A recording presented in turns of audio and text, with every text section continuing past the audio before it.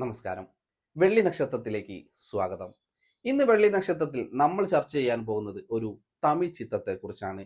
അബിൻ ഹരിഹരൻ സംവിധാനം ചെയ്ത് ആദിത്യ മാധവനും ഗൗരി കൃഷ്ണനും പ്രധാന വേഷത്തിലെത്തിയ ഒതേഴ്സ് എന്നാണ് ചിത്രത്തിന്റെ പേര്. ചിത്രം ആമസോൺ പ്രൈമിൽ OTT റിലീസ് ചെയ്തിരിക്കുകയാണ്. ചിത്രത്തിന്റെ വിശേഷത്തിലേക്ക്. ഒരു ഹൈവേ കവർച്ചയ്ക്കായി ആസൂത്രണം ചെയ്ത അപകടം വലിയൊരു സ്ഫോടനമായി മാറുകയും 3 സ്ത്രീകൾ ഉൾപ്പെടെ 4 പേർ കൊല്ലപ്പെടുകയും ചെയ്യുന്നു. തുടർന്ന് അസിസ്റ്റന്റ് കമ്മീഷണർ മാധവ് ഈ കേസ് അന്വേഷിക്കാൻ ഏറ്റെടുക്കുന്നു. പോസ്റ്റ്മോർട്ടം റിപ്പോർട്ടിലെ ചില സൂചനകളുടെ അടിസ്ഥാനത്തിൽ മാധവ് അനാഥാലയങ്ങൾ കേന്ദ്രീകരിച്ച് അന്വേഷണം നടത്തുന്നു. അവിടെ മുതൽ സിനിമ മറ്റൊരു ഗതിയിലേക്കാണ് മാറുന്നത്. അവിടെ മുതൽ സിനിമയ്ക്ക് അതിന്റെ വിശ്വാസ്യത നഷ്ടപ്പെടുന്നു എന്ന് പറയാം. തുടർന്ന് അന്വേഷണം അനാഥാലയങ്ങളും നിസ്സഹായരായ സ്ത്രീകളും ക്രൂരന്മാരായ മനുഷ്യരും ചേർന്ന ഒരു വലിയ മാഫിയയിലേക്ക് വിരൽ ചൂണ്ടുന്നു. പിന്നീട് സിനിമ സഞ്ചരിക്കുന്നത് ഇതിനെ ചുറ്റിപ്പറ്റിയാണ്. മാധവിന്റെ അന്വേഷണ രീതികൾ വളരെ ദുർബലമായിട്ടാണ് തോന്നുന്നത്.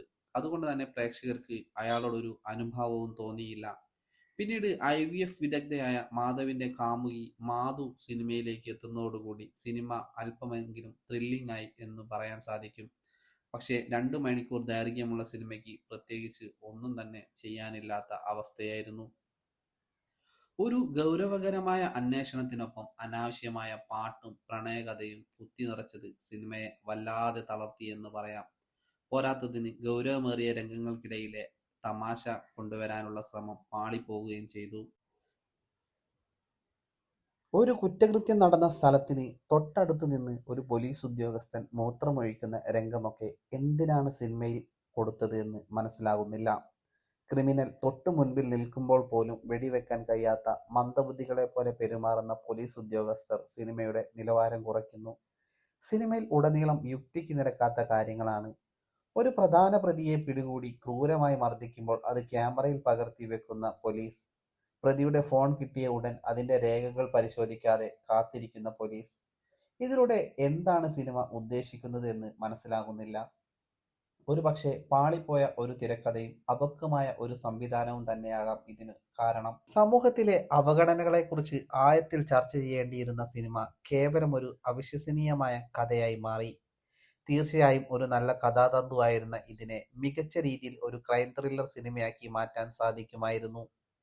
ചിത്രത്തിലെ ജിബ്രാന്റെ സംഗീതം പുതുമ നൽകാൻ ശ്രമിക്കുന്നുണ്ടെങ്കിലും ദുർബലമായ തിരക്കഥ അതിനെയെല്ലാം നിഷ്ഫലമാക്കുന്നു എന്ന് പറയാം. കഥാപാത്രങ്ങൾക്ക് തിരക്കഥ വേണ്ടത്ര ആഴം നൽകിയില്ല. ആഖ്യാനത്തിലെ പാകപ്പിഴകളും സിനിമയെ വല്ലാതെ വിരസമാക്കുന്നുണ്ട്. സിനിമ അതിന്റെ അവസാനം വരെ ഒളിപ്പിച്ചു വെച്ച രഹസ്യം പുറത്തെടുക്കുമ്പോഴേക്കും പ്രേക്ഷകർക്ക് സിനിമയിലുള്ള താല്പര്യം പൂർണ്ണമായും നഷ്ടപ്പെട്ടിട്ടുണ്ടാകും. ഒരു ചൂതാട്ടത്തിൽ ആർക്കും ലാഭമില്ലാത്ത കളി എങ്ങനെയാണോ അവസാനിക്കുന്നത് അതുപോലെയാണ് സിനിമയും അവസാനിക്കുന്നത്. ചുരുക്കി പറഞ്ഞാൽ ആവറേജിനും താഴെയുള്ള ഈ ചിത്രം സമയം പോക്കിനു വേണ്ടി മാത്രം കാണാൻ സാധിക്കുന്ന ഒന്നാണ് എന്ന് പറയാം.